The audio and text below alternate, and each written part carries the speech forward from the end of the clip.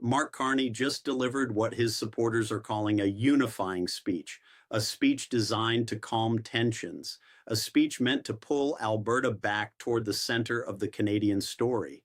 But here is what nobody is saying out loud. The debate over Alberta separation is not quieter this week, it is louder. And that is the paradox I want to walk you through today. Because when a prime minister stands inside the Library of Parliament and speaks directly to a province's grievances when he names their heroes, validates their industries, and promises a new pipeline, the expected outcome is de-escalation. So why are we seeing the opposite? I have spent considerable time this week reading through the actual policy commitments made in Calgary, reading through the constitutional framework that governs federal-provincial energy agreements, and reading between the lines of language that sounds cooperative on the surface, but carries very specific implications underneath. What I found changes how you should be reading this entire situation. This is not simply a story about one speech. This is a story about whether policy concessions alone can resolve what has become, for many Albertans, a question of identity rather than legislation. Stay with me, because the next 20 minutes will reframe everything you thought you understood about this debate. Let me be precise about what actually happened, because precision matters here. Mark Carney stood inside the Library of Parliament, not a press conference room, not a campaign rally stage. The Library of Parliament, one of the most symbolically loaded spaces in the entire country, a building currently surrounded by renovation scaffolding, which Carney himself used as a deliberate metaphor. Canada, he said, is like this building, under construction, being made better.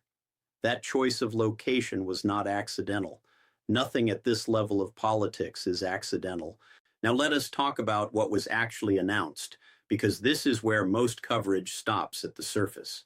Approximately 1 week before this speech, Carney traveled to Calgary and met directly with Premier Danielle Smith. What came out of that meeting was described as a landmark agreement centered on the energy sector. The specific commitments named publicly included a new pipeline, carbon capture development, geothermal energy, and nuclear energy cooperation. These are not small items. These represent priorities Alberta has pushed toward Ottawa for years. Then, within days of that Calgary meeting, Carney was in British Columbia meeting with Premier David Eby. The agenda there covered port expansion, logistics infrastructure, and clean energy development, with explicit acknowledgement that British Columbia's economic future is structurally linked to Alberta's energy corridor. Simultaneously, federal ministers were in Newfoundland and Labrador. Carney himself confirmed active conversations with the premiers of both Newfoundland and Quebec regarding Churchill Falls, one of the largest underdeveloped clean energy opportunities in North America. Saskatchewan, Manitoba, the Maritime Provinces, and the Northern Territories were each named as active files. Read that list again slowly. Calgary, Victoria, St. John's, Quebec City, Regina, Winnipeg, Halifax, Whitehorse. Within a single compressed window of time, the federal government was physically present or actively negotiating in nearly every major region of the country simultaneously. That is not routine governance. That is a deliberate, coordinated display of federal reach. And at the center of all of it, Alberta. Carney was explicit. He said Alberta being at the center of Canada's economic renovation is, in his words, essential. He named historical Alberta figures: Joe Clark, Stephen Harper, Don Mazankowski, the famous Five. He anchored Alberta's identity to the national story at the deepest historical level available to him. He also made one commitment that tends to get buried under the larger energy headlines: over 100,000 new apprenticeships over the coming decade, targeted directly at the skilled trades workforce, the exact demographic that builds pipelines, operates carbon capture facilities, and constructs nuclear infrastructure. So on paper, the federal government arrived in Calgary, made substantive commitments across every sector Alberta has demanded attention in, and then broadcast that cooperation from the floor of Parliament itself. That is the official version of what happened. Now, here is where it gets complicated. Here is the question that kept me up at night after reading through all of this. If Ottawa is now saying yes to pipelines, yes to resource development, yes to energy expansion, why is the separation conversation getting louder instead of quieter? That is not a rhetorical question. That is the central strategic puzzle of this entire situation. And the answer, when you find it, reframes everything. Let me give you the first layer. Political movements built on regional grievance do not automatically dissolve when specific policy demands are met. That sounds counterintuitive, but consider what happens when a province has spent years defining its identity around the idea that Ottawa does not listen, does not understand, and does not care. That narrative becomes load-bearing. It holds up an entire political architecture. When the federal government suddenly starts saying, yes, the machinery does not simply stop, because stopping the machinery means dismantling the identity that was built around it. Political observers have noted that what began as a list of specific policy complaints in Alberta has, over time, evolved into something more complex. A sense of cultural and economic distinctiveness, a feeling that Alberta's contribution to the national economy is structurally undervalued, regardless of which party holds power in Ottawa. You cannot resolve that with a pipeline announcement alone. That is the first unintended consequence of Carney's approach.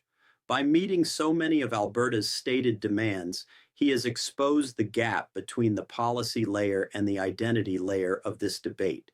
And that gap is now visible in a way it was not before. Now here is the second layer, and this one is more structurally significant. The Calgary Agreement, as publicly described, contains commitments, but commitments at this scale involving pipeline approvals, nuclear development timelines, carbon capture regulatory frameworks do not move at the speed of a speech. They move at the speed of environmental assessment processes, interjurisdictional legal agreements, federal budget allocations, and Indigenous consultation requirements. Some analysts have raised the question of whether the gap between what was announced and what can be delivered within a politically meaningful time frame creates its own vulnerability. If 12 months from now the pipeline commitment has not advanced through regulatory channels, if the carbon capture framework has not been codified in legislation, that gap becomes ammunition, not for moderates. For those who were already arguing that federal promises to Alberta have historically expired before they were fulfilled. That is not a conspiracy. That is a structural feature of how large-scale federal-provincial agreements work in Canada. And then there is the third variable, the one sitting outside Canada's borders entirely. Trade pressure from the United States is creating a parallel calculation for every Canadian province right now. For Alberta specifically, a province whose energy sector is deeply integrated with American markets, the question of whether federal policy can actually protect Alberta's economic interests in a shifting continental trade environment is not abstract. It is immediate. Here is what makes that variable so consequential. If Albertans begin to conclude that Ottawa cannot deliver on energy market access, regardless of how cooperative the relationship sounds, the separation conversation stops being about grievance and starts being about economic logic. That is a fundamentally different and more durable argument. And Carney's speech, for all its historical references and genuine warmth, did not directly address that calculation. Which brings us to what the language of that speech actually reveals. When you read it carefully, let me put on the translator hat now, because this is where the real work happens. Politicians at this level do not choose words carelessly. Every phrase in a speech delivered inside Parliament on camera, with full national attention, every single phrase has been reviewed, weighted, and placed deliberately. My job right now is to hand you the key that unlocks what those phrases actually signal beneath the surface. Start with the renovation metaphor. Carney described the Parliament building under construction and then said directly, just like Canada, Canada is being renovated. It will be better than ever when finished. It will be up to code, That sounds optimistic, and it is designed to sound optimistic. But here is what the metaphor also communicates to anyone listening carefully. In a renovation, there is an architect, there is a general contractor, there are permits and approvals and timelines controlled by a central authority. The building does not renovate itself. Individual rooms do not decide their own structural changes unilaterally. Ottawa is the architect, the provinces are the rooms. That is not an accusation. That is the constitutional reality embedded inside a metaphor that sounds warm and collaborative on the surface. Now look at the phrase cooperative federalism. Carney used it explicitly. Canada is working, he said, in a spirit of cooperative federalism. Here is your translation. Cooperative federalism is a term with a specific history in Canadian constitutional discourse. It describes a model where the federal government and provinces work together, but within a framework where federal paramountcy remains intact on matters of national interest. When a prime minister uses that phrase in the context of energy policy, he is signaling cooperation without surrendering jurisdictional authority. He is saying, we will work with you. He is not saying we will defer to you.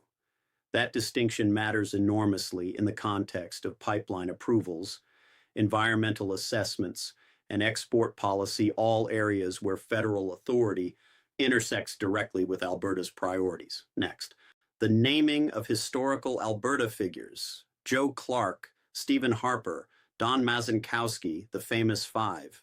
This is a technique political communications professionals call emotional anchoring. You connect your current message to figures your audience already reveres. You borrow their credibility and their emotional weight. It is effective. It is also entirely separate from policy substance. Notice what Carney did not do. He did not specify a regulatory timeline for the pipeline. He did not name the federal budget line allocated to carbon capture development. He did not outline the legislative mechanism through which the Calgary Agreement would be codified into enforceable commitments. He anchored the emotional atmosphere of the speech to Alberta's greatest historical contributions. And then he described a framework of cooperation without specifying its binding architecture. That gap between emotional resonance and structural specificity is precisely where political risk accumulates over time. Now consider the phrase, working alongside Premier Smith. That language is careful in a way that rewards close reading, alongside, not under the direction of, not in response to, alongside. It positions Smith as a partner, but it also positions Carney as an equal partner, not a subordinate responding to provincial pressure. That framing matters because it allows the federal government to define the terms of cooperation rather than simply ratifying Alberta's demands. And then there is the apprenticeship commitment. 100,000 new positions over a decade. I want to sit with that number for a moment. A decade is 10 years. 100,000 positions across the entire country over 10 years means the annual rate of new apprenticeships attributable to this commitment is approximately 10,000 per year nationally across every province. In multiple sectors. That is a meaningful number. It is also a number that requires significant further disaggregation before Alberta workers can calculate what it specifically means for their industry, their region, and their timeline. The commitment is real. The precision required to evaluate it has not yet been made public. That is not a criticism. That is a description of where the policy conversation needs to go next. Because the workers in those trades, the people Carney specifically mentioned when he talked about Local 496, they are not making decisions based on a decade-long national aggregate. They are making decisions based on whether there will be a specific project in a specific location beginning at a specific time that requires their specific skill set. The speech gave them a direction. It has not yet given them a destination. And that difference between direction and destination is exactly what the next phase of this debate will be fought over. Let me bring this down from the parliamentary level now. Because everything I have described so far, the speech, the metaphors, the policy frameworks, the constitutional language, all of it eventually lands somewhere specific. It lands on a kitchen table. It lands in a paycheck. It lands in a hiring decision made by a foreman on a job site in Fort McMurray or Lethbridge or Red Deer. That is where I want to take you now. Let us talk about three groups of people who are directly affected by what happens next in this debate, not abstractly, concretely. The first group is Alberta's energy sector workforce. Carney's commitments, pipeline development, carbon capture, geothermal, nuclear represent, on paper, a significant pipeline of future employment in skilled trades and engineering. The apprenticeship commitment adds another layer of long-term workforce development signal. But here is the ground-level reality those workers are navigating right now. Major energy infrastructure projects in Canada have historically faced extended timelines between federal announcement and actual construction commencement. Environmental assessment processes under current federal legislation can run between 2 and 5 years, depending on project classification. Indigenous consultation requirements, which are constitutionally protected and non-negotiable, add additional timeline variables that cannot be compressed through political will alone. For a worker making a career decision today, whether to retrain, whether to relocate, whether to commit to an apprenticeship program, a commitment that may not translate into active construction for 3 to 5 years is a genuinely difficult signal to act on. The direction is positive. The timeline carries real uncertainty. The second group is prairie farmers. Carney specifically mentioned that his government has worked to reopen export markets in time for the planting season. This is a concrete, verifiable, near-term commitment with direct income implications for agricultural producers across Alberta, Saskatchewan, and Manitoba. If accurate and fully implemented, this represents one of the most immediately tangible deliverables in the entire speech. Export market access affects commodity pricing, contract security, and seasonal cash flow in ways that energy workers and urban taxpayers may not feel directly, but that farming families feel within a single fiscal quarter.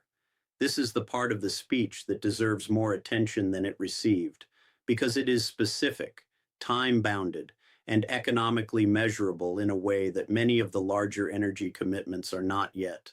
The third group is the Canadian federal taxpayer, and this is the group least represented in the current public conversation.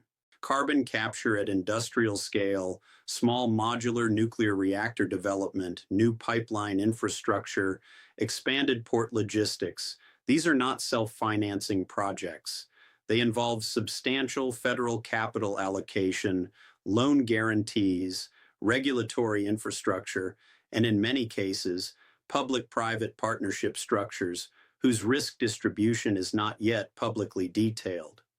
The question of who ultimately bears the financial exposure when large-scale energy infrastructure projects encounter cost overruns, and historically they do encounter cost overruns, is a question that has not been answered in any public document emerging from the Calgary Agreement so far. That is not a reason to oppose the commitments. It is a reason to demand the next level of fiscal transparency before those commitments are treated as settled. Now pull back to the macro level for one moment. Alberta's energy sector represents a structurally significant share of Canada's total export revenue. Political instability in the province, regardless of whether separation ever becomes a serious legal mechanism, creates measurable uncertainty for foreign direct investment in Canadian energy assets. Prolonged uncertainty has a cost. It shows up in risk premiums. It shows up in delayed final investment decisions by international energy companies evaluating Canadian projects against competing jurisdictions. The separation debate, even as a political pressure tactic rather than a genuine legal movement, has real economic consequences that accumulate quietly in the background of every investment boardroom evaluating Canadian exposure. That cost is being paid right now by everyone, and it does not appear on any single line item in any provincial or federal budget, which is exactly why the next phase of this political chess match carries stakes far larger than any single speech can resolve. I am not going to give you a clean conclusion today, because there is no clean conclusion available. And anyone telling you otherwise is selling you certainty that the evidence does not yet support. What I can give you is a map of where this goes next. Three distinct paths, each one grounded in what we actually know, not what we hope or fear. Look at them carefully, because one of these scenarios is already beginning to take shape. Scenario 1. The Calgary Agreement holds and delivers. In this path, the federal government moves the pipeline commitment through regulatory channels within a politically meaningful time frame, call it 18 to 24 months. Carbon capture receives a codified legislative framework with specific federal funding allocation. The apprenticeship pipeline begins producing measurable results in Alberta's skilled trade sector by late 2027 or 2028. In this scenario, the separation debate does not disappear. Identity-based political movements rarely dissolve cleanly, but they lose their most compelling policy arguments. The conversation shifts from grievance to negotiation, and negotiation, however difficult, is fundamentally different from fragmentation. This scenario is possible. It requires execution at a scale and speed that Canadian federal infrastructure policy has not historically demonstrated. But it is possible. Scenario 2. The implementation gap becomes the story. In this path, the commitments made in Calgary encounter the standard friction of Canadian regulatory and legislative process. Timelines extend, budget allocations get delayed in parliamentary cycles, the pipeline faces an extended environmental assessment, and by mid-2027, the distance between what was announced and what has been built becomes visible and measurable. In this scenario, the separation argument does not need new ammunition.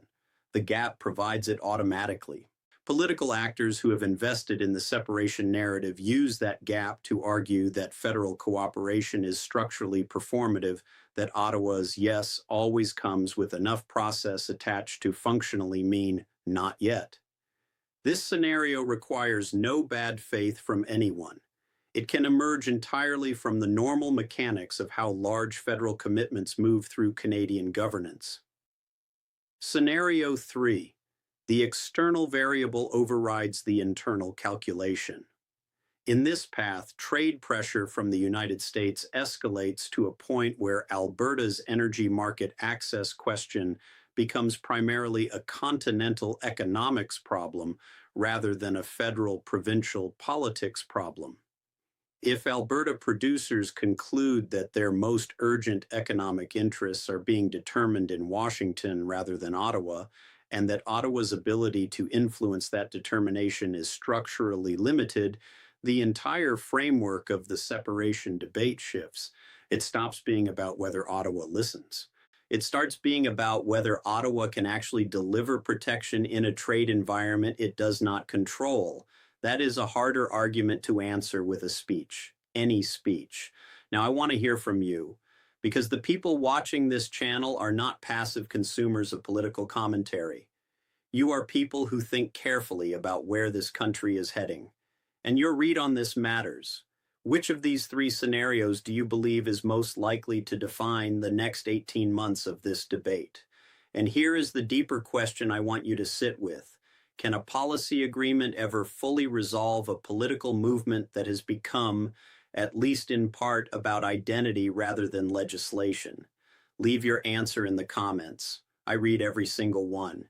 If this analysis gave you something that the headline coverage did not, a framework, a question worth thinking about, a layer you had not considered, then subscribe to this channel, because this is what we do here every week. We do not just report what happened, we map what it means and where it leads. The next piece of this story is already developing, and you will want to be here when it does.